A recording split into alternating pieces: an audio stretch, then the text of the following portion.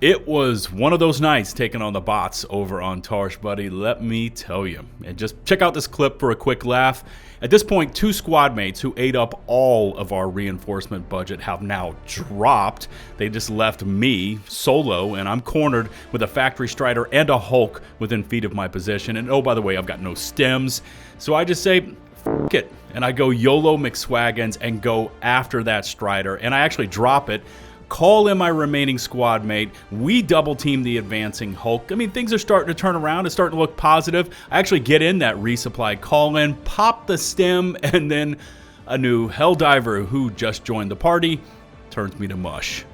Welcome to the channel. This is LtBuzzLitebeer, and to their credit, that diver who dropped in and killed me immediately took to the team chat and apologized for that. But like I said, Tarsh was not kind. Anyways, we've got the last round of BUFFDIVER announcements to go through because the update goes live tomorrow. Hallelujah. We've also got a new stratagem now available for purchase, a confusing message over on Reddit, and of course, we are back with your top 3 comments. So there's a lot packed in for today. In case you're new here, consider hitting subscribe. It's free and it really helps out the channel get noticed in the far corners of YouTube. And while you're at it, make sure to ring that notifications bell to never miss one of my future upload alerts. And here's all the latest from Helldivers.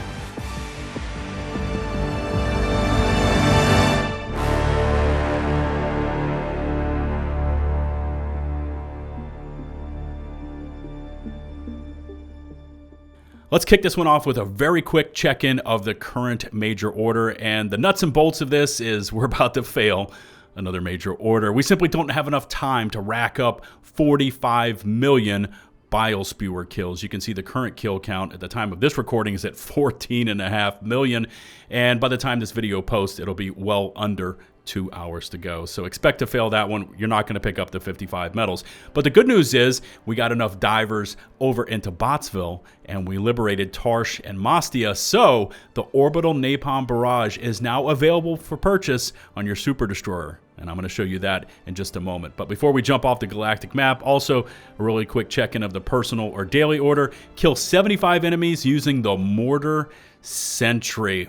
Ooh, I love this thing for Eradicate and those tower defense missions, especially if you've got the module unlocked where you can target heavy elites. You can actually tell it where to point the mortars and land those rounds in on, but of course it does not differentiate between friend or foe. So if you're going to be racking up those diver kills, killing your own squad mates, expect them to get pissed off. And as promised, here we are over at the ship management terminal. So you can see the Orbital Napalm Barrage is now available for unlock at a very cheap price. Check that out, divers. 10,000 rec credits. Most of you are maxed out at 50,000. So only 10,000 to get this incredible Napalm Barrage, which, by the way, I've showcased in previous videos when we had it available. This thing does some massive AoE. So 10,000 rec credits for it. Call-in time is just short of 10 seconds. Unlimited uses, but the cooldown timer, check that out, is 240 seconds. So if you're doing the math, it's every 4 minutes you can bring in this terraforming blitz of fire. But there it is. It's available for purchase. Go pick it up today. And now over to something I know is going to put a massive smile on your faces out there, Helldivers. We just got the latest BUFFDIVER announcement from Helldivers HQ, and this one is big. The Eagle 500 kg bomb explosion radius is now increased to match visuals better. Just sit back and enjoy the show. Oh, baby.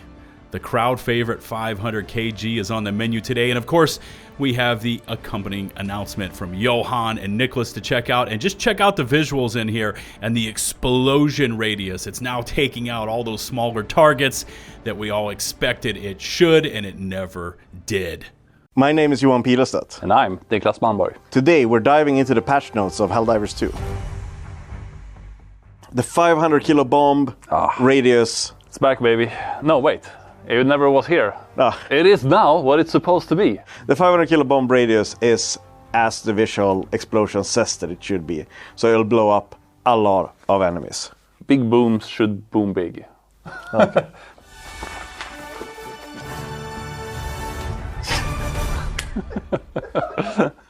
Big booms should boom big, coming directly from Nicholas.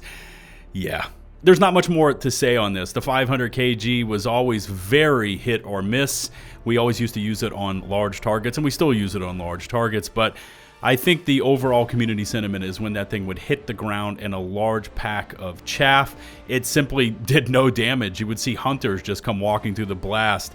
Not to mention the other targets that you were actually trying to hit in there, like Chargers and or like the Bile Titans, or maybe you're trying to drop it in on like Hulks or something like that.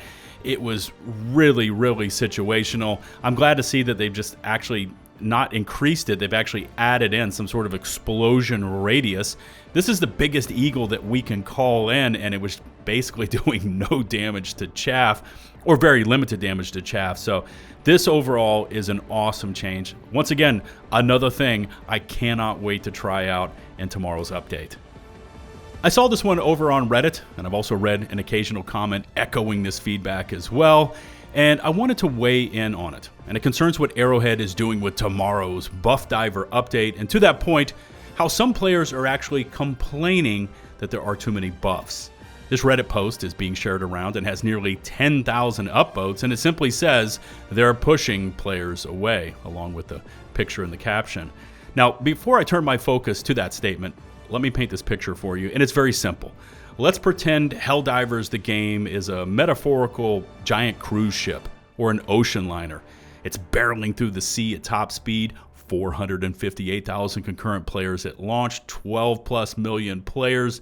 It sets all sorts of Sony sales records, and then, oh no, it sights a massive iceberg straight ahead. And some of you know how the story ends, but for our version, the lookouts see the iceberg in enough time to avoid it if they choose the right path. Now let me ask this question of you. The ship is barreling straight at this massive iceberg. If it hits it, total destruction, all passengers will be lost. Do you A, make a very small course correction, maybe a few degrees to port or starboard, nothing with the thrust and hope for the best? Or do you B, throw everything you've got at it? One propeller in full reverse, rudder completely jammed to the side in an attempt to miss this iceberg altogether. I know, it's silly and it's overly dramatic. Of course you would pick option B, massive changes, lots of effort in an attempt to save the ship. Okay, scenario over. Now, just apply that logic over to Helldivers. The game is about to, or some of you might argue already has, hit that iceberg. 5,500 concurrent players on Steam as recently as September the 12th. That's 4 days ago. And Arrowhead now has two options. Make a slight course correction, a little buff here or there, maybe a couple of enemy adjustments, and the game just barrels forward and hits the iceberg, total failure. Or they go big, massive and sweeping buffs, reverting changes, taking the game back to what it mostly performed like at launch. Now sure, the changes aren't going to make the game great for everyone, but a couple of 100,000 concurrent players is far better for the long-term health of the game than a few thousand concurrent players. Now, I've been doing this a long time. I've seen these same trends and patterns displayed by studio after studio. They launch the game, make boneheaded and baffling changes, they piss off the players, they then make small reverts and adjustments, but the game never fully bounces back. So we can call them reverts, we can call them buffs, or just simply balancing. It's all semantics come tomorrow. And whatever, whoever, whenever this thing went down internally at Arrowhead to get us to these changes, I say to all of it, hell yeah, finally a studio who sees the iceberg, they recognize the danger, and they just go full tilt trying to avoid it. There's also this secondary question of if this BUFFDIVER update will do too much to the game. Will it be too radical? Will it make us Helldivers insanely overpowered to the point of possibly making the entire game too easy? Absolutely, and expect that. But Johan and Arrowhead needed to push the needle. They needed to avoid that iceberg, not by inches, but by miles. And once all this dust settles, once they've got back a much healthier player count, once they've got the philosophy of balancing ingrained into the studio devs, possibly even letting some of them walk if they don't get on board, well, then they can start to get back into the game design and make adjustments from there. Will there be nerfs in the future to bring some of these power deltas back to manageable, yet still powerful states? Yes, and that's a good thing. If Arrowhead can pull this off and do it well without the game completely crashing with tomorrow's update, this could be one of the single biggest recoveries spread over a compressed time frame the gaming industry has ever seen. Now, we're still going to need to try it all out for ourselves. We still need to take on the bugs and the bots post-BUFFDIVER changes.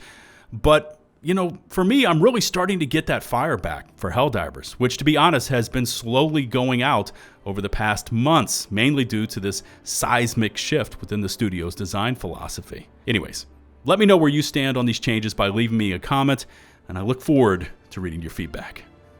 And now it's time for your top 3 comments from my last Helldivers video. And by the way, if you want to see your name and comment up in lights in my next upload, you first need to let it fly on this video. That's right, you need to take the time to drop me a comment. And who knows, you might receive enough upvotes so that it makes it into the next top 3.